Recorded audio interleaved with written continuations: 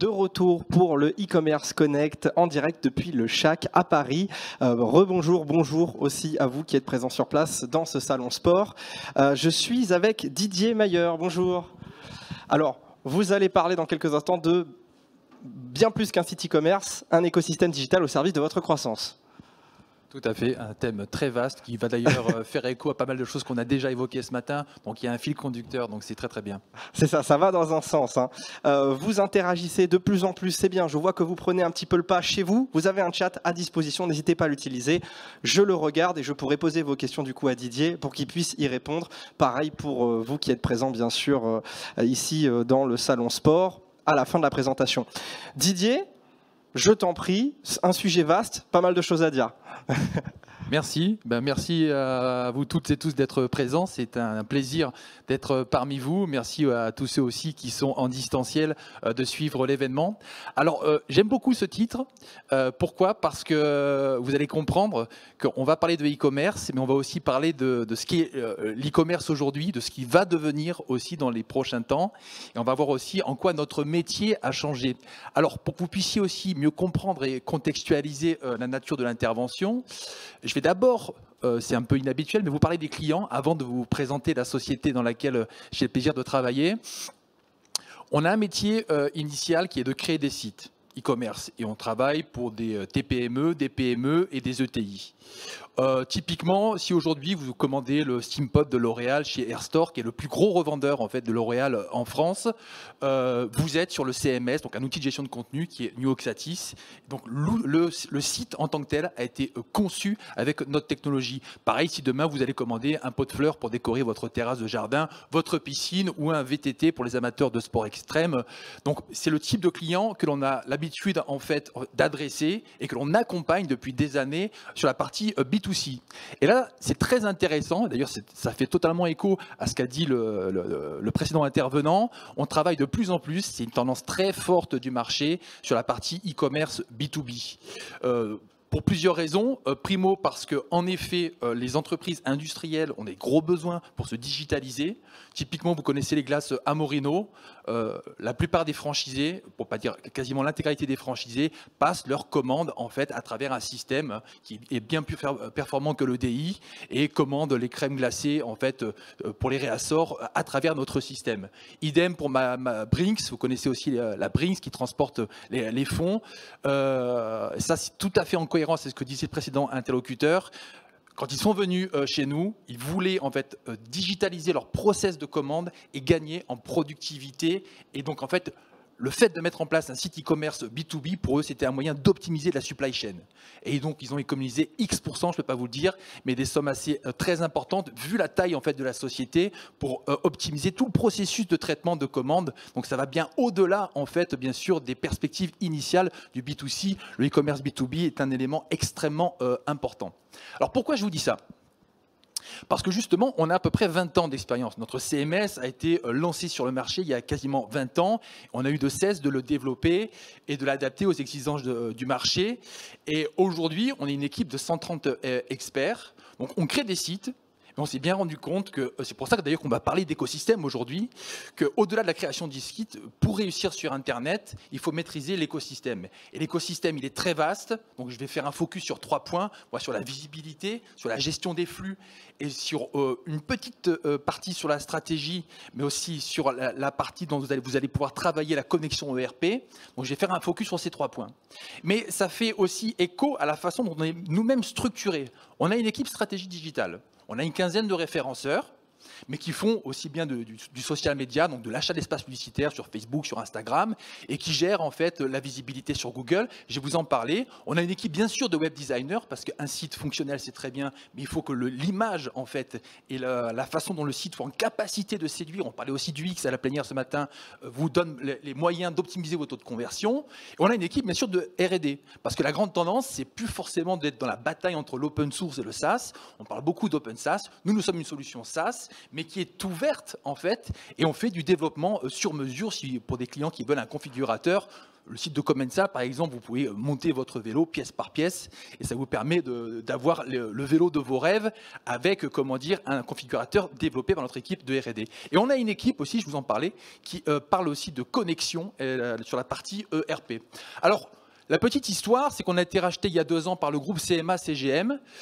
Donc, que vous connaissez sans doute, hein, parce qu'aujourd'hui, en fait, c'est la société qui a le mieux réussi en termes de finances en France, avec plus de 17 milliards d'euros de bénéfices, et qui est un logisticien. Mais un logisticien qui a aussi une approche de visionnaire et qui investit dans la transformation digitale du tout le groupe au niveau mondial. Il y a plus de 200 000 collaborateurs et qui nous a racheté il y a 2 ans pour justement créer des synergies entre la logistique et le e-commerce et pour créer une cohérence d'ensemble pour l'accompagnement client. Donc on a une présence locale, évidemment, mais aussi une présence européenne et internationale. Alors, donc ces 3 points, je vous ai déjà parlé de tout ça, visibilité, et je vais attaquer directement dans le vif du sujet. Alors, on va parler d'écosystème Google, et là on va faire un petit jeu. J'offre le repas. Vous allez me dire c'est gratuit à midi, donc c'est facile. Si vous trouvez le point commun, vous êtes très fort. Il y a un point commun sur ces espaces web. Alors la petite anecdote, et j'aime beaucoup raconter ça, c'est qu'en fait cet exemple, on l'a monté avec Katia Kassenberg, qui est la directrice des partenariats de chez Google, parce que étant donné qu'on a une quinzaine de référenceurs en interne et qu'on gère X millions d'euros d'achats par an d'espace Google, Google en fait a établi un partenariat avec nous. On est bêta-testeur sur certaines fonctionnalités, et quand on faisait aussi un pitch avec Google, on voulait évoquer quelque chose que je vais vous laisser deviner. Donc est-ce que vous avez trouvé ? Non, bah, tant pis, le repas, ça sera pour moi quand même.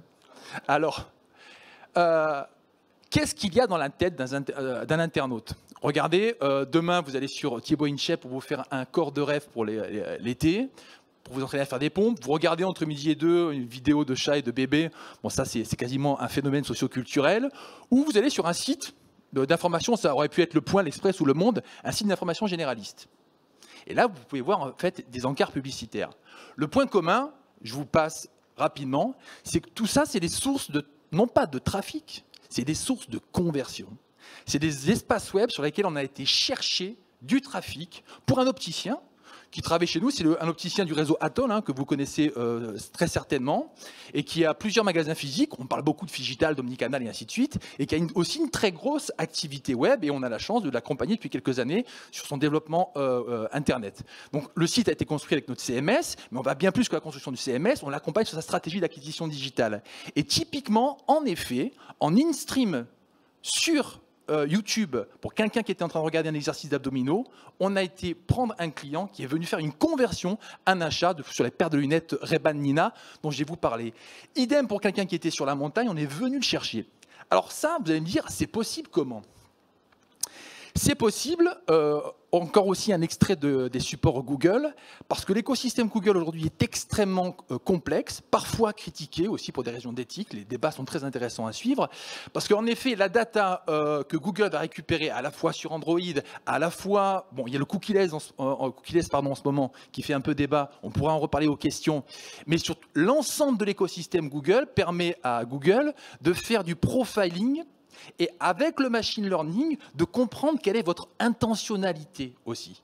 Donc en fait, il y a des modèles de probabilité statistique qui font que Google est en mesure, et ça, nos référenceurs travaillent aussi sur ces éléments, pour ajuster les emplacements sur lesquels la publicité va être diffusée. Google est en mesure de savoir si la personne qui est en train en fait, de faire des exercices pour des abdos ou en train de regarder une vidéo YouTube est en fait plus ou moins chaude pour passer à l'acte d'achat. Donc vous êtes en fait scoré, typiquement. Si vous êtes comment dire, en phase de découverte, vous êtes sur une carte de chaleur entre 1 et 10, plutôt sur l'iPad 1 ou 2.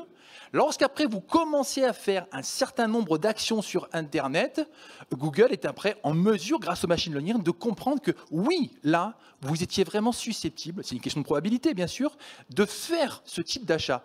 Ce qui veut dire qu'en fait, avant, on travaillait, et ça c'est un vrai changement de paradigme, d'ailleurs Grégoire Perron, le directeur de Google, le cite souvent, on passe vraiment plus aujourd'hui sur de l'audience planning qu'en fait du média planning.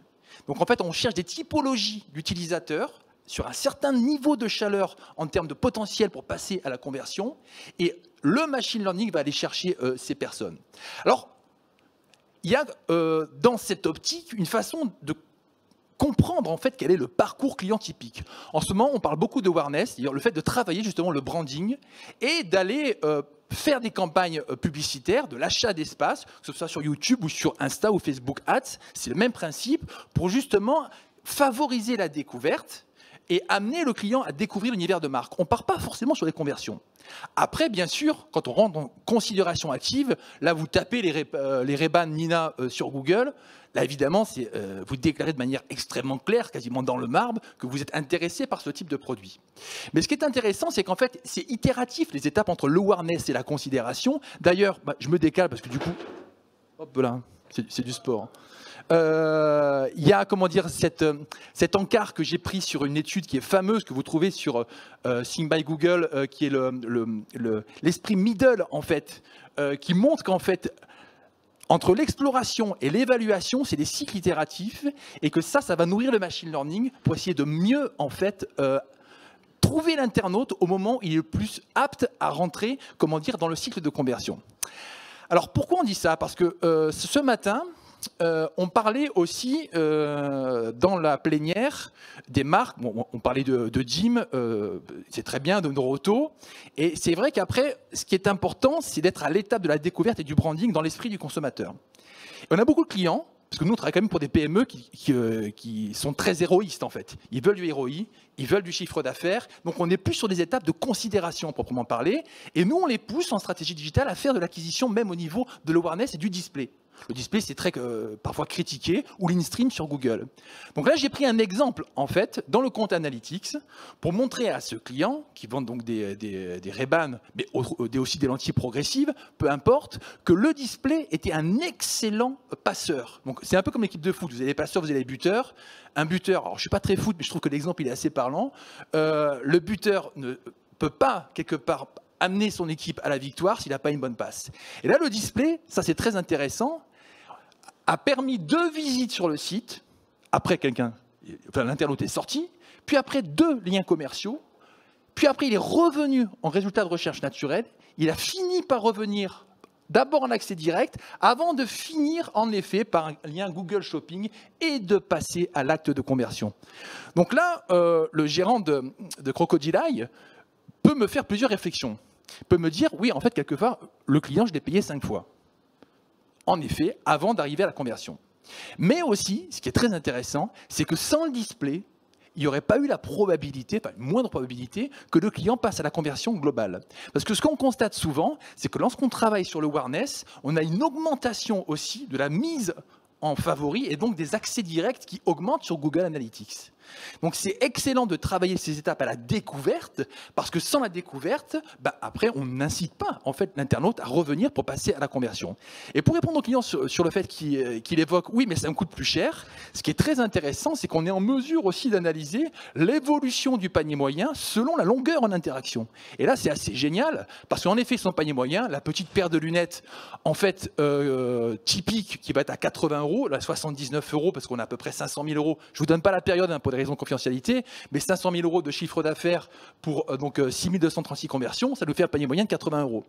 Maintenant, ceux qui vont prendre leur temps d'acheter, ils ont triplé le panier moyen. Vous voyez ici, c'est des chiffres réels, on est à 240 €. Pourquoi? Parce que ce client, en l'occurrence, vend aussi des lunettes Dior, Guess, de très grandes marques, et fait aussi, on a mis en place un système pour uploader les ordonnances.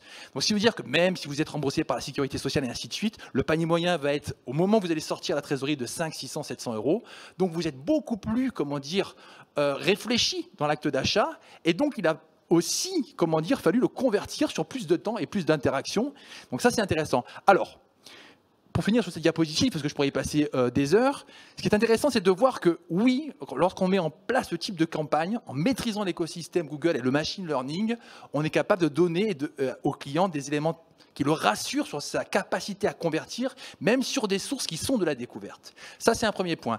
Après, attention, j'anticipe peut-être certaines questions. Vous le savez, on est dans le cookie-less, c'est aussi une très bonne chose. Donc, tout n'est pas traquable et c'est aussi une très bonne chose.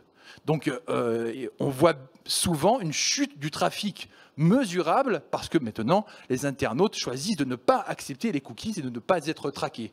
Donc, tout n'est pas totalement paramétrable et traquable, mais on a quand même, de manière ponctuelle et très significative, des éléments pour voir qu'est-ce qui fonctionne. Alors, justement, j'ai une petite parenthèse pour ça. Vous allez voir, c'est extrêmement intéressant. On a même plusieurs groupes publicitaires au-delà de Google qui nous ont approchés parce que la petite histoire, c'est que bon, je travaille chez Oxatis pour accompagner les clients dans leur développement, mais je suis aussi enseignant-chercheur et je travaille dans un laboratoire en fait, de recherche. On étudie, on convoque la psychologie cognitive et sociale pour mieux comprendre le comportement des internautes. Et une des grandes questions, qui vient d'ailleurs qui a été soulevée il y a 10, 20, 30 ans par Morgan Stern, qui était l'ancien directeur de Publicis, c'est de se dire, mais en fait, la pub, ok, ça marche, mais comment elle est retenue? Et donc, on a transposé des études faites en eye tracking et ainsi de suite, avec des groupes aussi, des échantillons d'utilisateurs, pour estimer, et on l'a minoré, pour estimer quel était l'impact cognitif, c'est-à-dire en mémoire du display. Alors, typiquement, quand vous feuilletez par exemple Elle Magazine ou n'importe quel journal papier traditionnel, vous pouvez partir du principe que vous avez 10% des personnes qui vont mémoriser la page de pub, typiquement pour la crème de L'Oréal ou l'échantillon. Très bien. On l'a minorisé, enfin on l'a minimisé pardon, sur Internet, on l'a retenu à 6%. Alors ça veut dire quoi? Vous allez comprendre où je veux en venir. Ça veut dire qu'en fait, chaque fois que j'ai une impression, 1000 impressions, j'ai 6% de personnes qui vont vraiment retenir, qui vont voir et avoir en mémoire l'information liée à la publicité display. Mais regardez combien maintenant ça coûte en fait le CPM. Ça c'est un extrait Google, mais vous avez des tarifs qui sont tout à fait compétitifs quand vous faites de l'Insta ou du Facebook et ainsi de suite. Ça c'est le display Google. Donc ça c'est un extrait classique. Vous voyez, j'ai 40 000 visiteurs. C'est peu, mais j'ai eu 5,34 millions d'impressions. Ça veut dire que j'ai un CPM qui est de l'ordre de 1 euro. Donc 1000 diffusions de ma publicité coûtent 1 euro. Mais pour 1 euro, à 6%, parce qu'il y en a 1000, j'ai touché 60 personnes. Essayez de trouver un canal plus compétitif qui vous permet pour 1 euro de toucher 60 personnes en mémorisation. Et donc, l'impact après de la conversion post-affichage et du display. Donc, on a tendance à se dire que dans un environnement extrêmement concurrentiel, il faut travailler de plus en plus le awareness pour rester compétitif, parce que les autres, de toute façon, vos concurrents vont le faire. Alors, on parle d'écosystème, petite parenthèse que j'aime énormément aussi.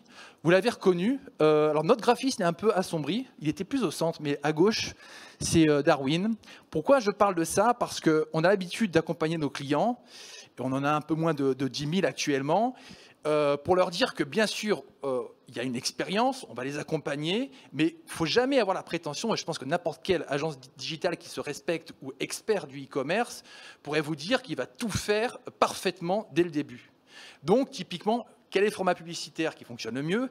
Quel est, en termes d'UX, le parcours utilisateur qui va le mieux fonctionner sur le site, qui vous amène un taux de conversion, un panier moyen important et ainsi de suite? On va tester pas mal de choses, et ce qui veut dire, en fait, c'est très évolutif. Et après, ce qui ne fonctionne pas, on va le tuer. Donc, sélection, entre guillemets, naturelle. Et ce qui fonctionne bien, après, on va les garder. Donc, on avait fait une étude sur notre parc client. En moyenne, on arrivait à optimiser de 30% les coûts d'espace sur 6 mois, parce que justement, en gardant les meilleures performances, les meilleurs emplacements, et en optimisant aussi le parcours de l'utilisateur via des data Hotjar et Analytics, on arrivait à justement optimiser les budgets d'achat de 30%. Donc, il y a cet effet darwinien. Deuxième partie. J'essaierai d'être pas trop long. Bon, c'est bon, je suis dans le timing. Deuxième partie, très intéressante aussi, vous allez voir, c'est l'optimisation des flux. On ne parle plus vraiment de catalogue. Avoir un catalogue e-commerce, c'est une bonne chose, mais ce catalogue, en fait, il va être structuré à partir de flux pour pouvoir être envoyé vers vos partenaires. Et évidemment, ces partenaires en question peuvent être les places de marché. Donc, un de nos métiers connexes, au-delà bien sûr de la création du site, ça va être de trouver les partenariats, tisser les partenariats avec les sociétés qui vont extraire les flux pour les envoyer sur les places de marché. Pourquoi? Parce que vous le savez, là j'ai pris la Redoute pour un client historique qui est Patogas, avec lequel on a beaucoup travaillé. Si vous envoyez, comment dire, les bottines noires de chez la Redoute, vous avez la possibilité en fait sur la Redoute de filtrer par la taille du talon. Et vous n'avez pas cette possibilité chez Amazon. Donc la structure de votre catalogue et les options associées à vos produits vont être différentes. Vous n'allez pas faire à la main l'adéquation et le travail sur les places de marché, sur chacun de vos catalogues, selon les places de marché. Donc il y a un système qui va le faire en automatique pour extraire ces données. Mais on va bien plus loin, en fait. Pourquoi? Parlons de l'expérience utilisateur, parce que c'est ce qu'on disait ce matin à la plénière. Vous savez, l'internaute, il cherche le prix. OK. Là, je suis chez Amazon, elle est à 139 €, ma bottine, et je vais chez La Redoute, c'est la même, elle est à 109 €. Ben, très bien. J'irai donc l'acheter en tant que consommateur plutôt chez La Redoute que chez Amazon. Donc, on a des enjeux majeurs à piloter la façon dont les prix sont affichés chez nos partenaires places de marché, chez nos autres revendeurs et sur notre propre site. Parce que si on connaît mieux les prix des concurrents, on va pouvoir réagir. Alors, évidemment, réactivité, contrôler et ainsi de suite. Vous allez me dire, mais en fait, comment ça marche? Alors, j'ai passé une petite minute sur cette diapositive pour vous la dégrossir. Sachant qu'on travaille avec un partenaire parce qu'il s'appelle CPS, qui fait le même type de métier que les gestionnaires de flux comme Lengo, que vous connaissez sans doute. CPS, c'est des Allemands, on les a achetés il y a 3 ans et on les a revendus il y a quelques mois. Mais on travaille toujours en partenariat avec eux. Et CPS a mis en place un système basé sur l'intelligence artificielle qui vous permet en fait d'aller scraper tous les prix de vos concurrents. D'ailleurs, en petite parenthèse, un des plus gros client de CPS, c'est Rakuten, qui grâce à cette technologie, met en veille des prix sur des milliers, des dizaines de milliers d'articles. Alors, à quoi ça sert? Imaginons par exemple que sur La Redoute, je sois Patogas ou n'importe quel autre revendeur, sur La Redoute, j'ai 30% de baisse par rapport à ce que je vends habituellement. Je regarde mon propre site, j'ai une chute des ventes, évidemment. Parce que l'internaute, lui, il va faire ce qu'on ne fait pas manuellement, il va comparer les offres, il va faire sa petite recherche sur Internet, et in fine, il va lâcher là où c'est moins cher. Et si je suis en train, par exemple, de faire de l'achat d'espace publicitaire au CPM, comme on l'a vu tout à l'heure, de manière beaucoup plus intensive, ou de continuer à envoyer mes produits sur les places de marché, je suis en train de payer pour des ventes que je vais perdre, puisque de toute façon, il y a un concurrent qui est en train de me brander en temps réel, qui fait du discount. Et c'est là où c'est intéressant, parce que l'IA va venir scraper les prix, et va permettre d'ajuster l'algorithme en temps réel pour soit vous aligner au prix, soit sortir en fait vos produits des flux des places de marché. Donc d'un seul coup, vous avez un de vos concurrents qui fait une super promo, et votre catalogue n'est plus envoyé, ou alors l'achat d'espace publicitaire, par exemple les flux Google Shopping traditionnels, ne sont plus envoyés parce que vous n'êtes plus au prix. Ça, c'est entre guillemets une des solutions stratégiques. Et il y a des clients qui sont entre guillemets un peu plus audacieux, je vais dire, qui eux programme l'algo, on le fait avec eux, détermine des niveaux de marge à partir desquels ils continuent à rentrer quand même en bataille. Donc en temps réel, vous-même en tant que marchand, c'est vrai que parfois en termes de mindset, c'est étrange pour les dirigeants. Je ne sais pas à combien sont vendus mes prix, parce que ça va dépendre du marché. C'est un peu le yield management, vous avez l'habitude de prendre des billets d'avion, mais qui est appliqué au e-commerce, et vos prix pourront s'ajuster. Donc si ça respecte vos marges, après si ça ne respecte pas vos marges, vos prix sortent. Donc c'est du scrapping de produits associé à de l'IA. C'est pour ça qu'il y a une boucle rétroactive en fait ici pour analyser la performance. Donc on envoie vers les places de marché, on analyse la performance, donc les ventes ou les nombres d'impressions quand c'est l'espace publicitaire. On couple ça avec de l'analyse en fait de pricing et ça vous permet en fait d'optimiser vos achats d'espace et d'optimiser vos ventes. C'est plutôt orienté grand compte. Donc c'est pour ça qu'on a un large spectre en fait, de clients. Et typiquement, Sarenza, Mercedes-Benz travaillent avec ce type de dispositif. Alors, troisième point. Et là, on est totalement dans le prolongement de ce que disait, la personne avant nous sur la précédente conférence. Quel est l'intérêt de travailler avec un ERP, bien sûr, mais surtout de connecter son ERP avec son site e-commerce? C'est vraiment un cas qui est extrêmement important en B2B, même aussi, bien sûr, comme je vais vous le dire, en B2C. Alors, on a des flux de données hyper importants. L'ERP, c'est vraiment, vous le savez, l'endroit dans lequel vous avez la culture de l'entreprise quasiment, les règles métiers, parfois depuis des décennies.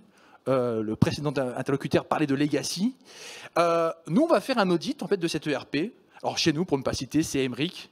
Il est spécialiste. Il va chez le client et il audite toutes les données de l'ERP. Ça lui prend à peu près 3 jours.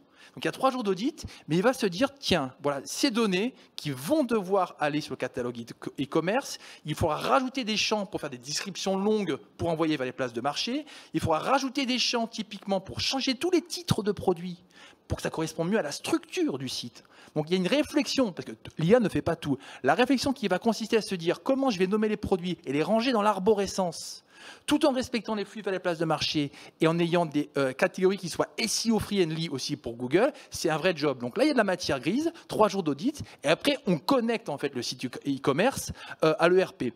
Alors ce qui est extrêmement intéressant, 2 cas de figure hein, de connexion de ERP, si ça marche, tac.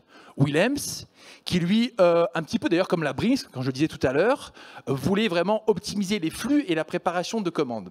Donc lui, il a vraiment travaillé sur la partie stock. Alors, ce qui est très intéressant, et ça c'est une problématique classique de toutes les entreprises, c'est qu'elles travaillent parfois avec des stocks, il y a un stock e-commerce, il y a un stock de revendeurs physiques, il y a des stocks aussi en magasin, et l'idée, bien sûr, c'est de piloter en temps réel la façon dont les stocks peuvent varier pour ne pas justement créer de la déception pour des clients qui seraient livrés ou pas, justement, parce qu'il y avait des ruptures. Donc l'intérêt de pouvoir tout piloter et de tout connecter au même endroit, c'est que les grosses ventes qui passent par le site e-commerce impactent directement via l'ERP la partie stock. Donc ça, c'est extrêmement important. Alors la petite histoire, c'est que bien sûr, on a développé des connecteurs pour les incontournables, c'est-à-dire les Cegid et les Sage, parce qu'en 2015, je crois, si ma mémoire est bonne, on a racheté la division e-commerce de Sage. Alors, on n'a pas racheté Sage, évidemment, parce que là, ça serait, comment dire, bon, ça serait pas mal, mais l'histoire, c'est pas ça. Sage voulait faire du e-commerce, il avait une petite division et des clients, mais c'était très compliqué techniquement pour eux, parce que c'est pas tout à fait leur métier. Donc, on a racheté le parc, en fait, e-commerce de Sage, et on a profité, bien sûr, parce que du coup, on a 5 ingénieurs spécialisés sur les connexions pour développer les connecteurs sur Sage et pour adresser les clients qui avaient des besoins par rapport à ça. Donc, très bon exemple par rapport à Willem. Et deuxième cas que j'aime beaucoup aussi, c'est l'exemple d'Airstore dont je vous parlais, qui lui aussi avait un intérêt à la fois en B2B, à la fois en B2B, à connecter son ERP pour son développement aussi à l'international.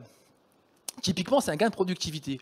Alors, Airstore a une telle connaissance des produits sur le traitement du cheveu, il a aussi beaucoup de coiffeurs professionnels qui, au lieu de passer chez L'Oréal, passent par Airstore, parce qu'il a une telle volumétrie d'achat qu'il a des prix, comment dire, extrêmement compétitifs sur les produits professionnels.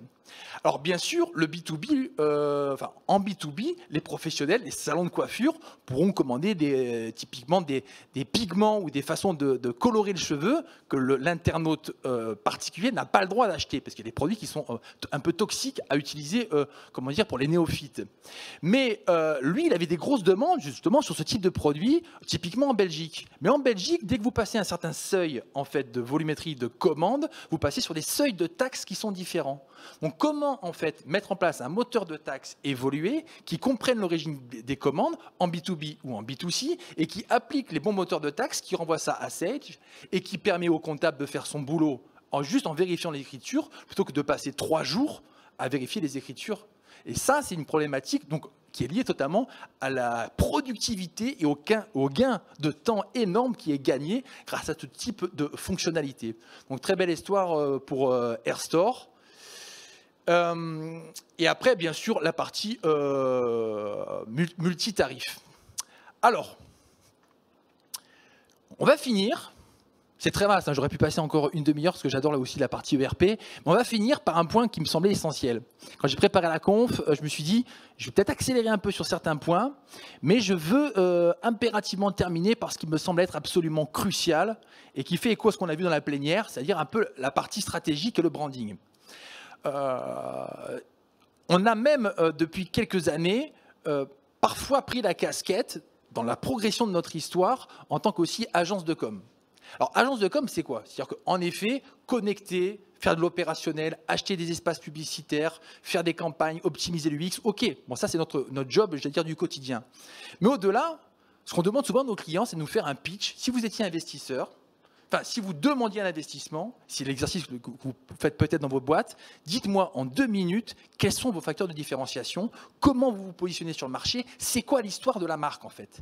Et donc on doit travailler aussi sur l'identité visuelle et comprendre quel est le positionnement de nos clients pour les aider justement à aller prendre plus de parts de marché. Alors typiquement, on en a comme Airstore qui, eux, font le pari d'avoir une profondeur de catalogue tellement importante et une volumétrie, donc on atteint un effet de seuil qui leur permettra d'être tellement compétitifs sur la partie prix qu'ils seront même plus compétitifs que L'Oréal eux-mêmes. Donc ça, c'est un parti pris stratégique. On en a d'autres qui jouent la partie hyper sophistication, c'est la partie différenciation par la niche. Vous avez iMobility Gear, c'est un des leaders de la vente de matériel de trekking très haut de gamme.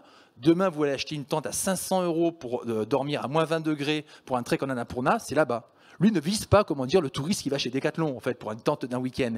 Et a vraiment, travailler une marque sur la spécificité produit. Et c'est là-dessus où, en fait, on va venir accompagner les clients. D'ailleurs, la petite parenthèse, peut-être vous connaissez, le fameux livre de Kim Mauborgne, La stratégie Océan Bleu, ça vous parle, non?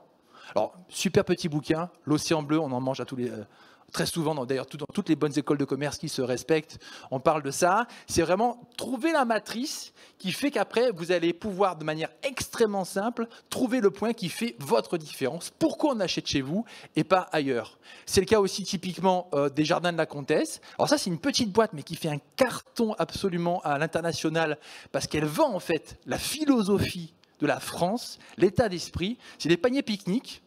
Et c'est assez romantique en fait. C'est des paniers pique-nique qui peuvent coûter 300 €. Hein. Vous avez un panier pique-nique en osier absolument magnifique. Mais lorsque vous êtes anglais et que vous commandez ce panier pique-nique, vous achetez quelque part la French Touch et ce côté très romantique, très dandy d'un pique-nique, dans le sud de la France ou en bord de Seine. Et elle fait un carton par rapport à ça. Donc ça, c'est intéressant de travailler sur ces éléments. On travaille aussi sur la partie branding pour Commensal. Qui est un des leaders en fait de la vente en ligne de VTT haut de gamme, et lui vient vendre un peu comme le ferait un Red Bull. Il vient vendre de l'adrénaline, du dépassement de soi. Donc en fait, il y a des valeurs associées à la marque. Et c'est un peu d'ailleurs ce qu'on disait à la plénière ce matin, quand on travaille pour des marques comme Jim.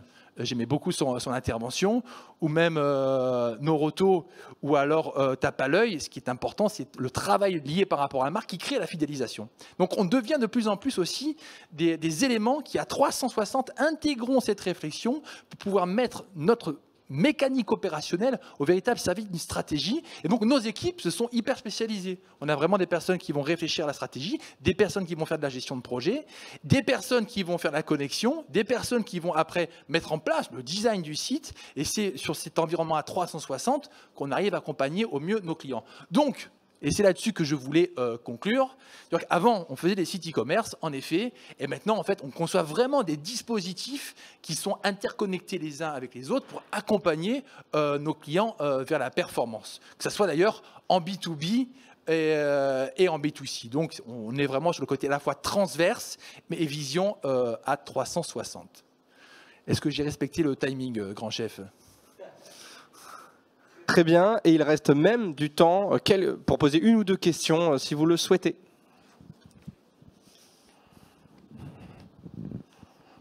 C'est toujours, ça prend par surprise au début, c'est le temps de réfléchir. Alors attends, est-ce que j'ai une question? Ou est-ce que j'ai trop faim et j'ai envie d'aller manger? C'est le problème de ce créneau horaire.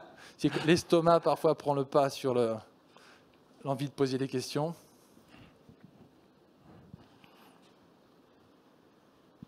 Pas de questions? Pas de questions? Rien?